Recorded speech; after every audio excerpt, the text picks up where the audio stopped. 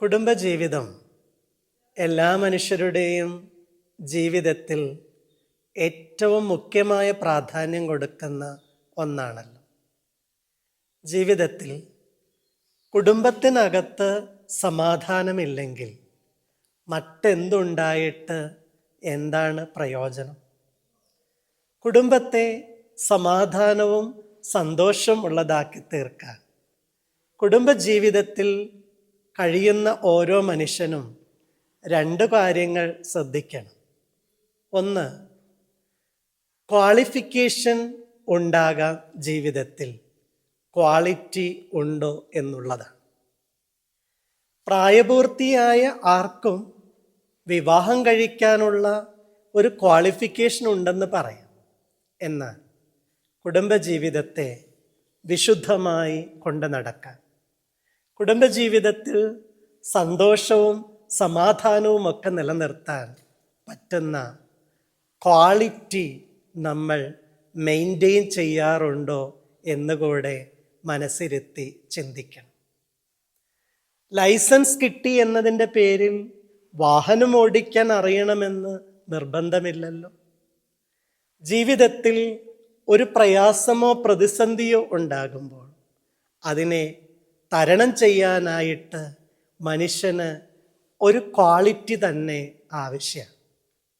കുടുംബജീവിതത്തിൽ ക്വാളിഫിക്കേഷനേക്കാൾ പ്രധാനപ്പെട്ട ഒന്നാണ് ക്വാളിറ്റി ഉണ്ടാവുക എന്നുള്ളത് തിരിച്ചറിയണം.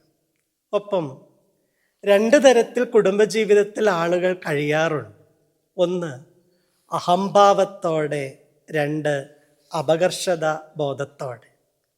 എല്ലാം ഞാനുണ്ടാക്കിയതാണ്, ഞാനില്ലായിരുന്നെങ്കിൽ ഇതൊന്നും ഉണ്ടാകില്ലായിരുന്നു, എല്ലാവരും എൻ്റെ കഷ്ടപ്പാടിൻ്റെ ബാക്കി കഴിച്ചിട്ടാണ് കഴിയുന്നത് എന്നുള്ളത് ഒരഹംബോധം. രണ്ടാമത്തേത്, ഞാൻ ആരുടെയൊക്കെയോ ഔദാര്യം പറ്റി ജീവിക്കുന്ന ഒരാളാണ് എന്ന് വിചാരിക്കുന്നത് അപകർഷത ബോധമാണ്. രണ്ടും അനുഗ്രഹമല്ല എന്നുള്ളതാണ് നമ്മൾ തിരിച്ചറിയേണ്ടുന്ന കാര്യം. കുടുംബജീവിതം പരസ്പരം സഹകരണ മനോഭാവത്തോടെ ഒത്തൊരുമയോടെ ജീവിക്കുമ്പോഴാണ് അനുഗ്രഹമായിത്തീരുക. നോമ്പിൻ്റെ കാലത്ത് നമ്മൾ മനസ്സിൽ ധ്യാനിക്കണം. ഒന്ന്, എൻ്റെ ജീവിതം ഒരിക്കലും അഹംഭാവത്തോടെ ജീവിക്കേണ്ടുന്നതല്ല.